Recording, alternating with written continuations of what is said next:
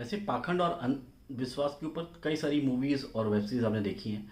अभी हाल में एक रिलीज़ हुई है वृंदा, जो एक डिफरेंट ट्रीटमेंट के साथ आती है, जो कई चीज़ों को उठाती है और उसको एक्सप्लेन करने की कोशिश करती है। जो नरबली का कॉन्सेप्ट था उसको बहुत अच्छे से उन्होंने एक्सप्लेन किया, दिखाया कि कैसे वो अंधविश्वास के नाम पे लोगों की बलि दी जाती थी। चलिए स्टार्ट कर लेते हैं इसका रिव्यू। इसके राइटर, डायरेक्टर और स्क्रीन प्ले राइटर हैं सूर्या मनोज वांगला, और उन्होंने जो टॉपिक पिक किया मुझे लग रहा है काफ़ी अच्छा है। जैसा मैं बोला हूँ कि नरबली और इन सब चीज़ों को लिंक करते हुए दिखाएं कि कैसे पहले ऐसा कुछ किया जाता था कि लोग कहते थे कि तुम्हारे अंदर ये पाप किया है तूने पिछले जन्म में, और तुम्हारे अंदर ये है दोष है वो दोष है, और उसके बाद उसकी बलि दे दी जाती थी या फिर किसी और की बलि दे दी जाती थी। ये सारी चीज़ें उन्होंने बहुत अच्छे से लिंक की और फिर आज के परिवेश में उसको दिखाया कि कैसे क्या वो लोग करते हैं। लेकिन जब मैं बात करता हूँ स्टोरी लाइन की, तो मुझे लग रहा है कि काफ़ी कुछ चीज़ें थी जहाँ पे थोड़ा सा वो चूक गए। एक वेब सीरीज थी असुर, जिसके 2 पार्ट आए थे, बहुत ही फेमस हुई थी वो।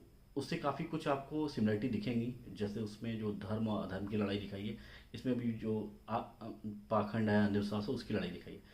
एक तो ये पॉइंट था। दूसरी चीज़ ये थी कि इसमें कुछ चीज़ें ऐसा लग रहा था कि जैसे कि वो बेटर की जा सकती थी या फिर उनको एक्सप्लेन किया जा सकता। जैसे कि जो आनंद दिखाया है, उसके पापा की डेथ कैसे होती है और क्या मोटिव था, वो चीज़ एक्सप्लेन ही नहीं होती है। एक पक्षी दिखाया है, जो दिखाया है कि बाहर से उड़ के आता है, लेकिन वो कैसे आया और फिर आखिरी में वो कहाँ गया, वो चीज़ भी क्लियर नहीं होती है स्टोरी लाइन में। इसके अलावा देखा जाए, सत्या को कैसे ढूंढा रघु ने, वो भी चीज़ नहीं समझ आई कि कैसे वो लिंक कर पाए कि ये इस वृंदा का भाई है।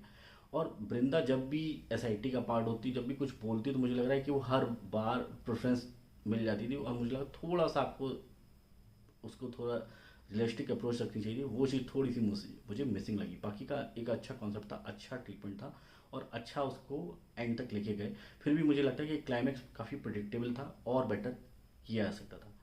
इसके अलावा बात कर लेते हैं परफॉर्मेंस। तो वृंदा के रोल में थी त्रिशा, और बेहतरीन परफॉर्मेंस उनकी का लीड रोल था, और काफ़ी कुछ उनके कंधों पे था और उन्होंने उसको जस्टिफाई किया।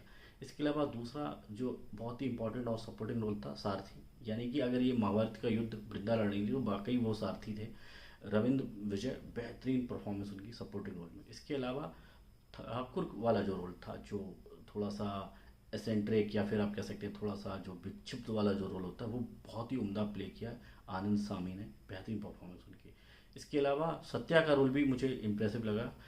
उनका रोल प्ले किया था इंद्रजीत ने, और उनकी भी परफॉर्मेंस मुझे अच्छी लगती है।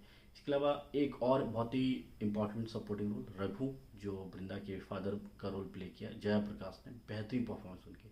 तो मुझे लगता है कि परफॉर्मेंस वाला डिपार्टमेंट अच्छा था। स्टोरी लाइन को थोड़ा सा और इम्प्रूव किया जा सकता था। बाकी का जिस हिसाब से एक थ्रिलर प्रेजेंट करने की कोशिश की जाती है वेब सीरीज़ में या मूवीज़ में, वैसा ही आपको एक ट्रीटमेंट मिलेगा एक डिफरेंट अप्रोच के साथ। छोटी छोटी चीज़ों का काफ़ी ध्यान रखा गया। स्टार्टिंग में जब पहले एपिसोड स्टार्ट होता है, तो उसमें जो सत्या एक गुड़िया लिए होता है, उसको सुबह से यूज़ किया गया और आखिरी तक यूज़ किया गया, और उस चीज़ का मुझे लग रहा है कि बहुत अच्छा सिग्निफिकेंस था, और वो उन्होंने उसको यूज़ किया अच्छे से।